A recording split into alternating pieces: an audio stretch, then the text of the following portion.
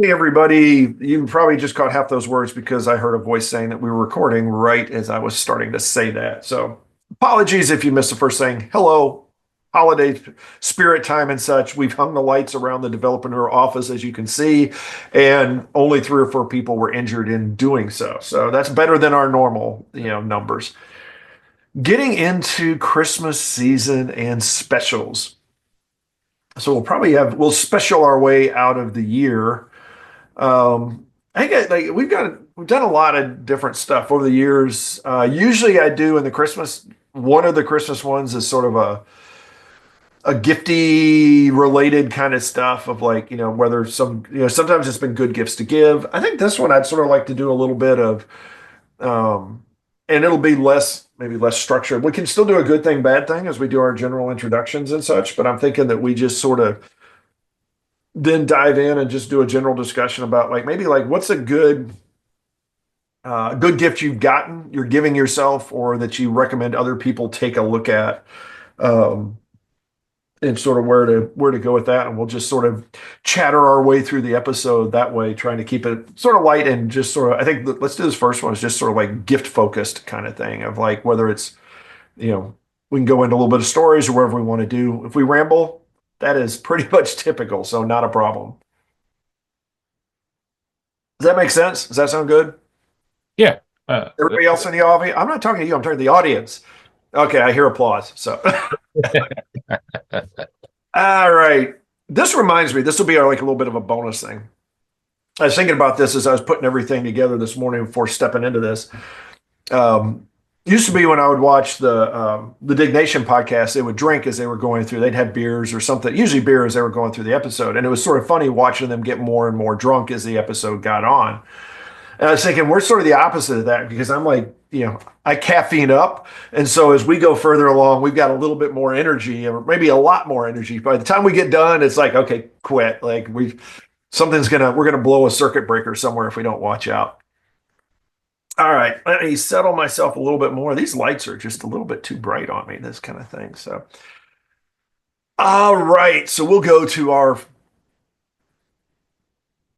well, hello and welcome back. Yes, you just heard, and Michael's going to freak out because he's got to remember there is that nice little jingles that we always have at the beginning of our Christmas episodes, our holiday episodes. And this, once again, this is like I think this is the fifth year in a row, maybe more than that. Maybe we're up to like sixth or seventh year. I don't know. I've lost track, but we are back. We have made it through another year and we have hit another Christmas special. And there'll be a couple this week and then a New Year's, and then we'll get into 2025. It's crazy to think that we've gotten numbers that big for our years, and we will dive back into the building better habits and wrap that season up and then move on to the next one, which we haven't figured out what that is yet. So, as always, we're more than welcome to, love to get feedback from you guys. Where do you want us to go next?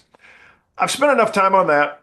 I'm going to go ahead and introduce myself. My name is Rob Broadhead. I am one of the founders of Developreneur, Building Better Developers, also a founder of RB Consulting, where it's boutique consulting. We get out there and we help companies do a better job maintaining, working with their technology. Through simplification, automation, integration, we find ways to get all of that stuff that you've got out there, all that technology sprawl, and bring it down into a single thing. This is very near and dear to my heart right now as I'm getting to my year-end planning, because I have got a lot of different things that I have to dealing with all of my customers and the different ways they want to communicate and all that kind of stuff. And I am very much in the middle of like where we can do stuff ourselves, RB Consulting, to streamline all of our communications and make sure that nothing gets lost in the midst. Good thing and bad thing. And let's see, in this week, good thing was, which is sort of a funny little thing, is we went out for a date night. We do in this season, we do what they a lot of times will do like pop-ups and things, like all these little special things, which basically a pop-up is usually it's a bar or something like that. They have a theme, and then it's maybe a normal place, but now they've got this theme thing. So you got themed drinks, you got stuff a little different. And we went to this place. It looked really cool. We're like, oh, it's like an igloo. You get to rent the igloo for a couple hours, and they've got fondue and a bunch of other food and themed drinks and all kinds of stuff. We're like, oh, this looks pretty cool. We thought it was going to be on a hotel rooftop. It was not. It was like in the backyard of a restaurant. So we walk in and we're thinking, this may have been a big mistake. So the bad thing was we didn't look close enough at the building that we were buying this, we were getting this little thing together for. The good news was it turned out to be phenomenal. They were a little late, they were a little slow getting us out there, but the food was just crazy great, and the drinks were good. It was a good time. We had like they had literally as a little igloo that was set up for six people. So you had like little chairs and little love seats.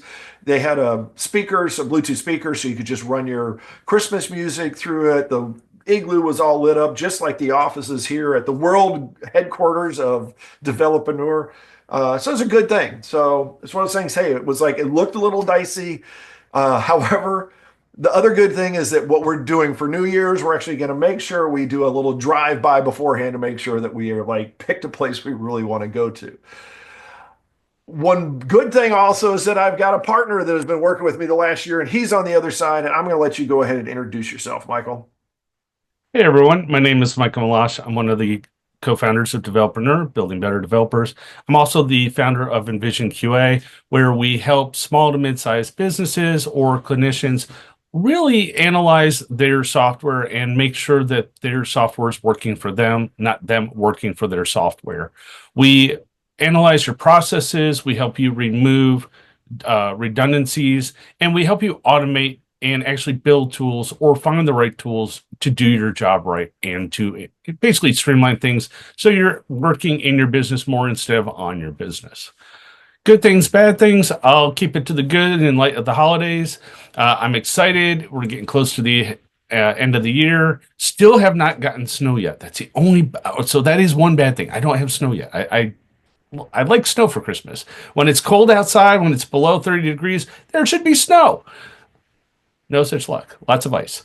On that note, though, good thing we've had some holiday festivities going around the area. I was been able to kind of reconnect with some of the co-starters from last year, early start of the year. Went through that rebranding process, and it was nice to see friendly faces again and kind of get out in the world and see how they're doing. So this episode, because it's like a festive kind of time and things like that, because hey, we've got bright lights on and they're not, errors from code we've written or something like that. I want to talk a little bit about because it's the gift giving season. So I want to talk a little bit about gifts and go a little bit on that. One of what I like to do is talk a little bit about, I guess, gifts for yourself, something that you can give yourself during this time. Because if you're like us, you work a lot of hard hours, you have a long year, you're just like, you have to do some self-care along the way. You have to have some time to like downtime and chill and stuff like that. So, if you don't have a hobby, get a hobby. You need to find something that you can do that allows you to like take you away from the work for a little bit. Now, myself, and I'm going to call out Michael as well because I know we tend to be gamers. He has does more gaming than I do, but I definitely have my gaming time as well. And I think a gift that I think about, I want to go like two ways on this. One, in the last few years, depending on how much of a gamer or not you are, last now several years, they've worked better and better on handheld consoles, basically. So the things, the traditional, like your Xboxes and your PlayStations and all of those.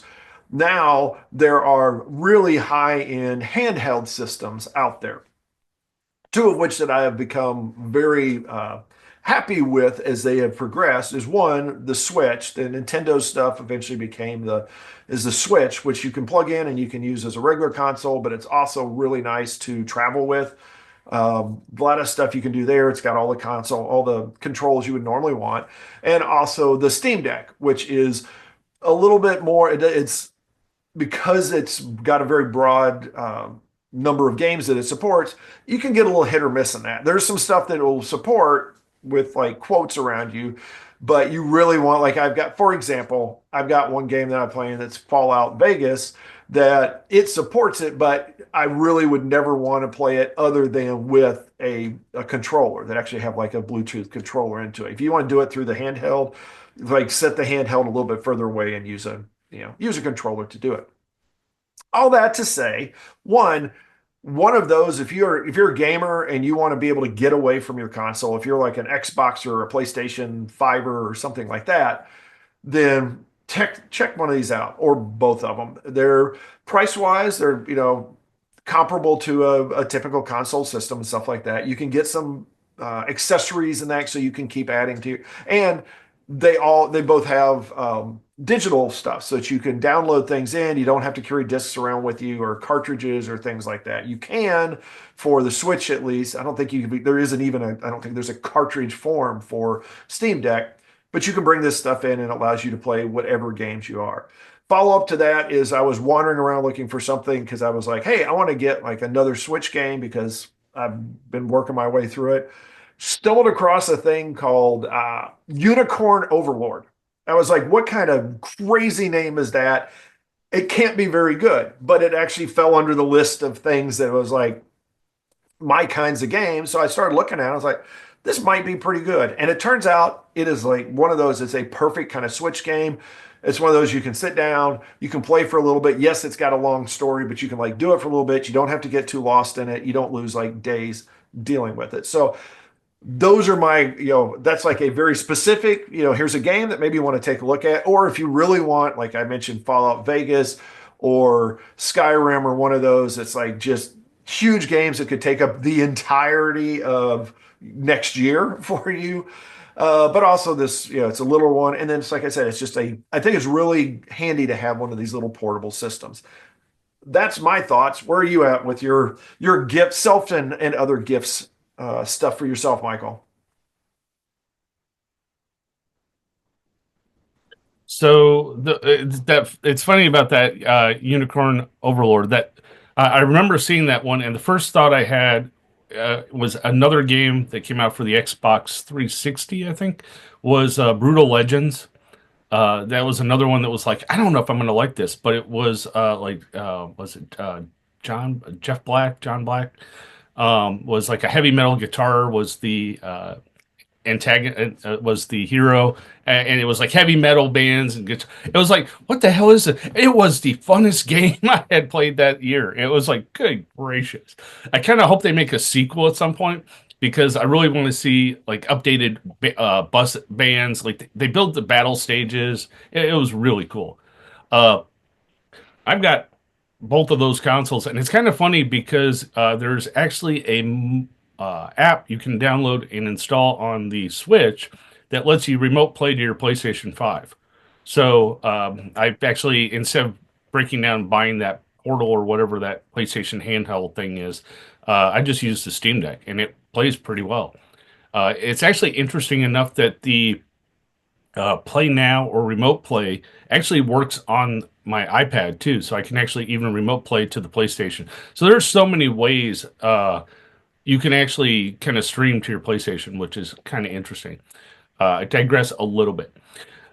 When it comes to the holidays and gaming, I'm not allowed to buy games for myself anymore after my birthday in September. I'm basically cut off. I'm told no, no, no, no, because more than once, I have gone out and bought myself a game, and then there's a copy under the tree for me at Christmas, and then I get yelled at because I basically buy myself my own Christmas gifts every. It's kind of hard though when like some of the really good games don't come out till like November. It's like, come on, I know you guys are doing this to sell out, but in the digital age, really, come on. Uh, Games I've been playing right now that I kind of like Diablo 4, the new season, was kind of cool. Kind of running out of content though. I'm looking forward to Pillars of Eternity 2. I have a suspicious feeling that's going to be under the tree for me, so I'll lose some hours playing that. And I kind of got into kind of a Destiny-like spinoff called The First Descendant that came out around July. It's interesting in it's got a pretty decent story and solid enough graphics, but what I don't like about it is the microtransactions. So like the game microtransactions you to death.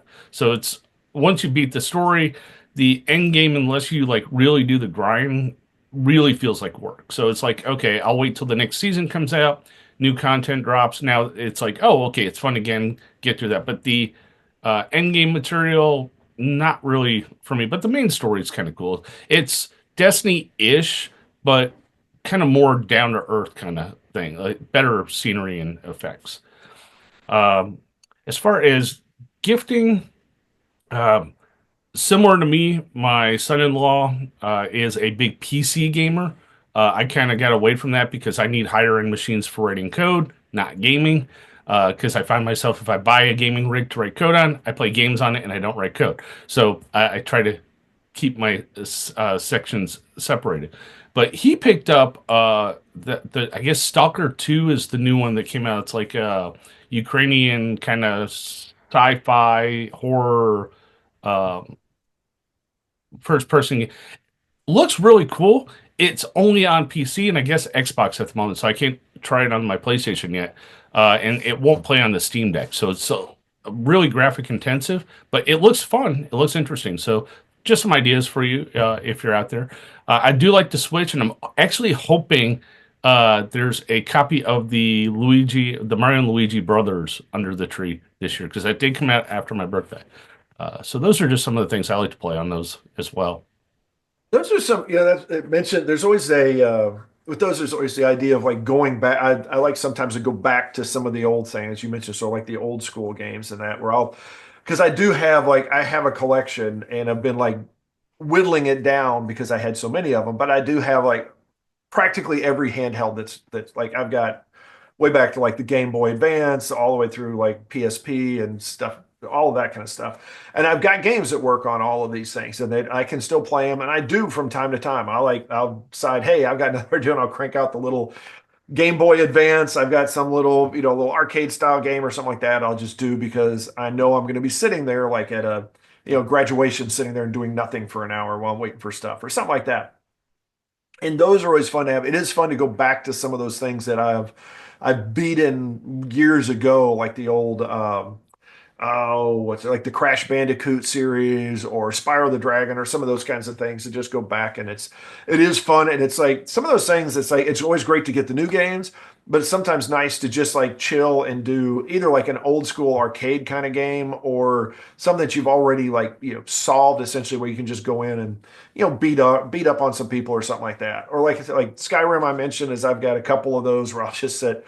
It's basically I've like gotten all the main stuff, and I'll just go wander around and look around the world and go beat on some stuff or something, hack something with a sword or shoot it with an arrow, whatever it happens to be, because they're great drinking games. So the kind of stuff when you've been sitting there, you just like you've had a lot of food, you've had a couple of glasses of wine or whatever your drink is, and you're just like, you know what, I just want to chill. Don't want to think about it too much, but I do feel like I feel better doing a game than just sitting there, taking a nap. Those are some good things to take a look out for as well. Or even little phone games like that sometimes are really good. Now it's funny because you talked about playing the old games and that. So what are your thoughts on the old playing the old like being basically have the old game updated enough to play on a newer system? It's still the old game, or a remaster of the game, not like Final Fantasy VII where they basically rewrote the whole game, but like a cleaned up version. So like you mentioned Spyro, so they have a remastered version of Spyro. They even did one for Medieval, and some of those are pretty cool. But partially because you can't just take the old game and plop it on the new system, it doesn't play right. But what are your thoughts on that? Between Yeah, I love that. Like Wasteland is one that I had was like an way back. I remember on PC playing Wasteland 1 and always just drooling for a Wasteland 2 when I got done with it. And they've come back and remastered those and done Wasteland 2 and then created Wasteland 3, because I think that was not even a remaster. So that was one I love the heck out of those. Actually, one of the things I got on one of my, like, you probably want this list, but I haven't bought it yet, is a remaster of Wizardry. That like is the way back original. Like that's the first RPG game I ever played on a PC. I mean, that really counted. There was a couple others, but they weren't that level of RPG. At that time, that was just crazy, whole different level of RPG I'd never seen on a computer. And so over the years, I've spent hours through all of the various wizardry things, but they've gone back and done the original one. And it's on the handheld. I think it's on Steam Deck or Switch or maybe both. So they've just upgraded the graphics. It's essentially, what I understand, it's the same story, a lot of the same everything. And it's a very good, like, just, it's not quite a, a grinder type kind of thing. It is a little bit. It's got, but or I guess a good deal of it's just like wandering around beating up monsters. So more of the grind kind of stuff. It does have a little bit of story, and then you've got some, your basic like work your way up in levels and all the different magic items. And it's one of those you can switch classes, so you can like work your way all the way up and then start all over again and work your way up. So there's some value to it. But I a lot of those I actually really enjoy because I don't want to get too far into. I worry sometimes I'm going to get into something new, and it's going to suck up countless hours that I really don't have. So going back to those old schools, actually, that's what I did. Not, I guess last Christmas I finished Bard's Tale, the new. They've got a new Bard's Tale 4 or whatever. I can't remember what they called it, but it's basically Bard's Tale 4. I went back and did that, so it was that one's like a nice bonus because it's based on an old school property. It's sort of the same, but then they can update it enough that it's like it is a new game. So those, I'm a big fan of those kind of things. Whenever they can take those and sort of say, "Hey, this old thing, we're gonna, come back and revamp it for the modern stuff." Even actually, I think one of the first Switch games I got was Advance Wars 1 and 2. They just combined those in. They updated them a little, which is nice. But it's another one. It's a very fun. I can sit there and knock it out, and I don't know if I've got like a half hour, an hour to play. I can go through a campaign, and then I'm happy and can move on to my other thing. So yeah, those are great. How do you feel about the remasters and such? So interesting enough, I did not like the new Bard's Tale. I did not like the updated version. Like the old school, like first person view. Because to me, I think the best dungeon crawler was probably Bite and Magic 3. It was like the first person kind of that style, but that was probably like the best control story, everything. And then uh, plus we kind of grew up with that style where you're in the dungeon and you move. So we went from like the old keyboard Zork, uh, N for north, S for south, for controls. You actually now kind of move through the dungeon. And I really like those styles of games. So there was one I ran across last year, and I don't remember if I sent it to you. It's on the iPad. It's called Legend of Grimrock, and it's kind of the old wizardry style. But what I like about it is it's got all the touch interaction. So you have to actually pull chains to open doors, pick up keys, unlock things. So there's a little more of that human gesture interaction with it, not just the controls, which makes it a little more fun for me. Um, and along that lines, it's like so one of the best or I don't want to say remasters, but just kind of restore was the Baldur's Gate series. So when they released the enhanced version of that, that is the perfect game of an example of a PC game being ported to mobile, where it was designed for mouse clicks, which is perfect for touching, dragging. Awesome. Baldur's Gate 1, I finally finished that last year. Be careful with the enhanced versions because they also come with the expansion packs, and the expansion packs basically are like endless dungeon crawlers. And if you accidentally get out of the main story to that, it's hard to get back with your character to the main story. So I had to start over a few times because I kept doing that by mistake. It's like it's 40, 50 hours in, and you kind of forget. It's like, oh yeah, I want to do it. And it's like, crap, no, where's my save? Go back. But yeah, that one's cool. My all-time favorite one though was Icewind Dale. It was a very compact, very short story, but man, the graphics, just the story. By the time you're done with that game, it's very satisfying. It's like you are very happy with the way that ended. Unfortunately, they lost the source code for Icewind Dale 2, so we will never see the light of day of that one again unless someone completely reverses engineers it from a CD if they find a copy of it somewhere. It's gone, unfortunately. But yeah, those kind of games were fun. The TSR games were a lot of fun back in the day. Some of those have been remastered and enhanced. I've liked them. I would love to see Buck Rogers redone. That was I don't know why, but that was one of the best sci-fi. It was like Pools of Radiance with Buck Rogers and laser guns, and it was like this is awesome, but it's a little pixely. It's like man, and then that other one that you turned me on to was it Adirum? Oh, Avernum. Yeah. Yeah, Uh, the Spiderweb software stuff. so Yep. I just found out that I think Steam Deck or Epic, one of the ones had a game that actually plays on my Mac. And I was like, oh, check this out. It's the old school graphics, but it looks like the whole game was enhanced. So it looks like the old school style, but it does look like it was polished and kind of updated for modern day. And I'm just clicking around playing with it. I'm like, wow, this is cool. And one of the cool dynamics I found with it was you have to actually open up your inventory slot at different places on the ground to actually see things on the ground.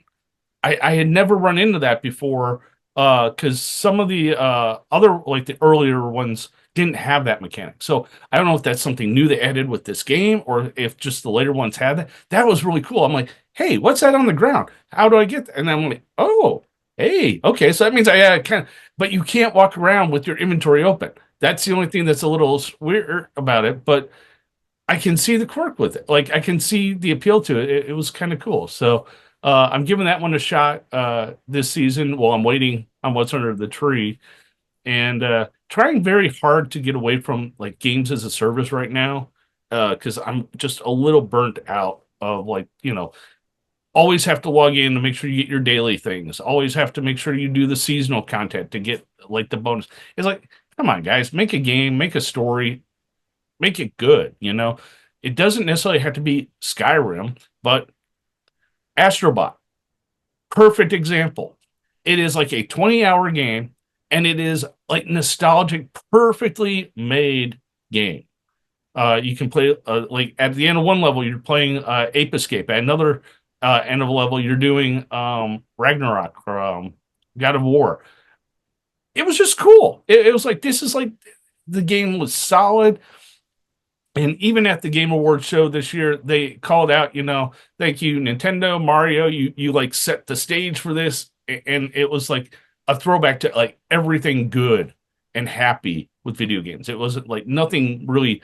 Yeah, there were some like things going on, but it was goofy enough that it wasn't like mean or bad or it was like it was a feel good game all the way through. Yes, you got frustrated. Yes, there are speedrun challenges, and you will probably rage quit for your controller on the last bonus level. But that's the only level I haven't beaten.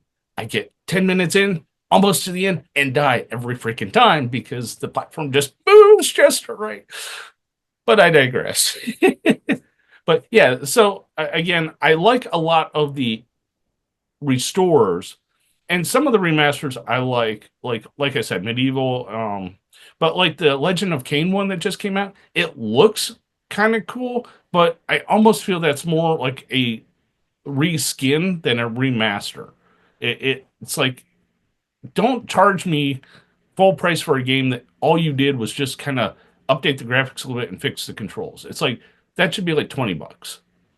So that's my only kind of bad thing about some of these like remasters.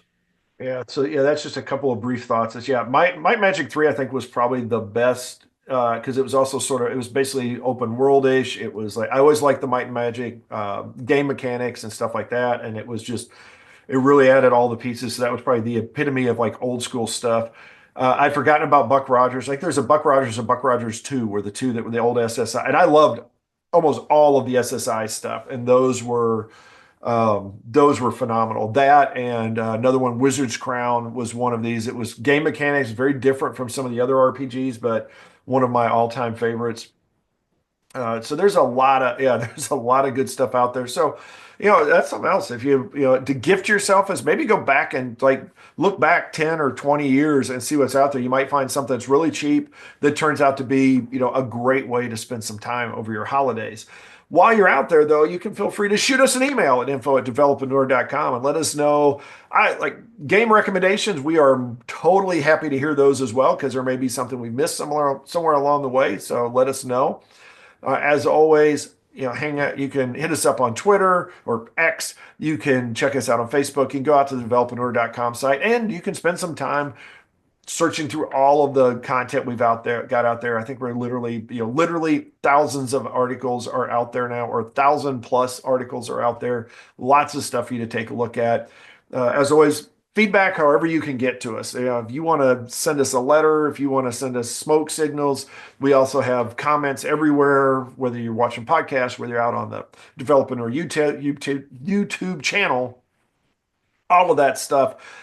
And notice that because we don't communicate very well, we'll be pretty good, like very graceful about whatever it is that you send us. So if it's a little hard to read, we'll figure it out. We'll learn whatever your language is to figure that sucker out and be able to take your feedback and make sure that we build a better season and a better series and season as we go into next year. That being said, I'm going to wrap this one up, get some fresh caffeine and such like that, stuff like that. Guys, have yourself a great holiday season. Have a great day, a great week. Be safe, go out there, have some fun, enjoy your family and times, and we will talk to you next time.